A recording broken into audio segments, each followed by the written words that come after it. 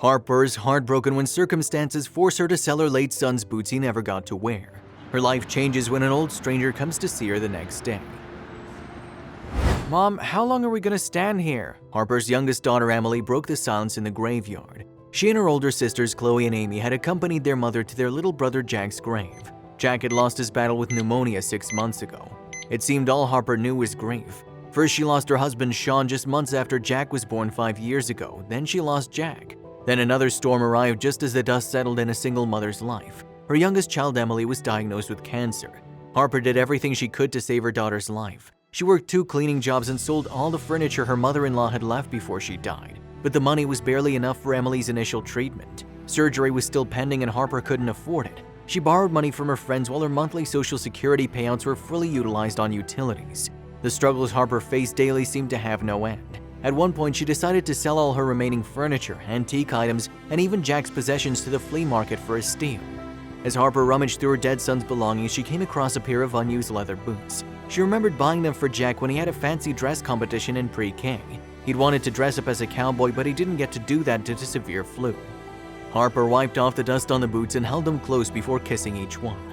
"My baby, how I wish you were with us today. How happy you looked when I showed these new boots to you." Harper was distraught. She put the boots in their box and tucked a note in that read, "In loving memory of little Jack Connor." She put similar notes and a few other things and assembled them to take to the flea market the next day.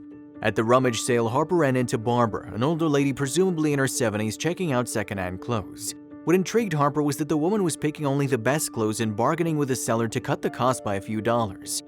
"I want all these clothes, sir. I still ask you to reduce at least $10, nothing more. It's been pretty long since the women and children in my shelter wore something nice," bargained Barbara. Harper was pretty stunned. Women and children in her shelter? It turned out that Barbara was a widow who ran a shelter for single mothers and their kids. She fed them, offered them refuge, and at times would shop for affordable secondhand clothes for them. Harper was moved by Barbara's kindness and offered to give Jack's clothes and boots for free despite knowing she would be at a loss. "You sure you want to give them for free, my dear?" Barbara asked Harper. "Why are your eyes so red? Is there anything I can help you with?" Harper said it was just dust and walked away smiling. She thought they'd never meet again, but the next day a loud beeping sound outside her home startled her. "Miss Barbara, what are you doing here?" Harper exclaimed when she saw Barbara get off her car. "Just came around to see you, my dear. I couldn't thank you enough for your kind help yesterday.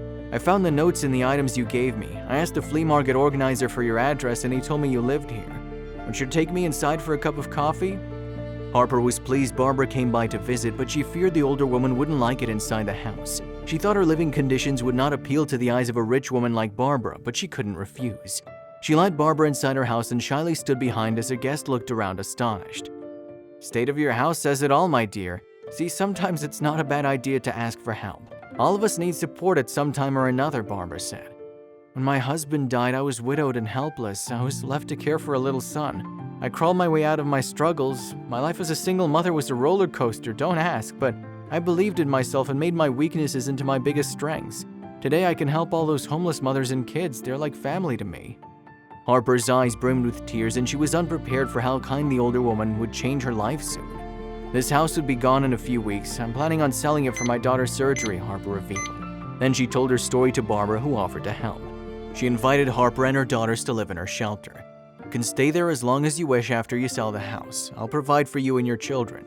Harper could not thank Barbara enough. Shortly after, she sold her house and managed to pay for Emily's surgery. The operation was successful and soon, Emily recovered and was discharged from the hospital.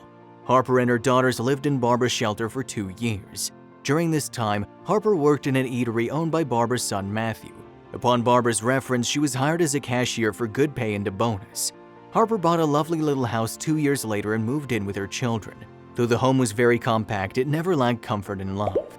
Even today, Barbara often drops by to visit Harper for a cup of coffee and a warm, friendly chat.